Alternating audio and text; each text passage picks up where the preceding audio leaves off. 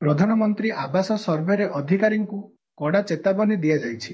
ଯଦି କୌଣସି କ୍ଷେତ୍ରରେ ଯୋଗ୍ୟ ହିତାଧିକାରୀଙ୍କୁ ସାମିଲ କରାନଯାଏ ତେବେ ଦୃଢ଼ କାର୍ଯ୍ୟାନୁଷ୍ଠାନ ଗ୍ରହଣ କରାଯିବ। କଳାହାଣ୍ଡିରେ ଚଳିତ ମାସ 30ରେ ଅନ୍ତ୍ୟୋଦୟ ଯୋଜନାରେ 50,000 ଘର ମୁଖ୍ୟମନ୍ତ୍ରୀ ବାଣ୍ଟିବେ ବୋଲି ପଞ୍ଚାୟତିରାଜ ମନ୍ତ୍ରୀ।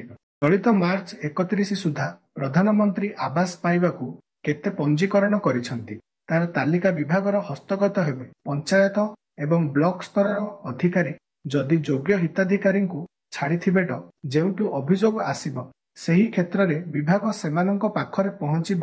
ଯଦି ପାତର ଅନ୍ତର ହୋଇଥିବ ଉଦ୍ଧତ ମନ୍ତ୍ରୀ କହିଛନ୍ତି ବର୍ତ୍ତମାନ ସୁଦ୍ଧା ରାଜ୍ୟରେ 24,22,771 ଜଣ ପିଏମ୍ ଆବାସ ଯୋଜନାରେ କେତେକ ସ୍ଥାନରେ ପାତର ଅନ୍ତର ହେଉଥିବା ଅଭିଯୋଗ ଆସିଥିଲା। ତାକୁ ବିଭାଗ ଗୁରୁତ୍ୱ ଦେଇଛି।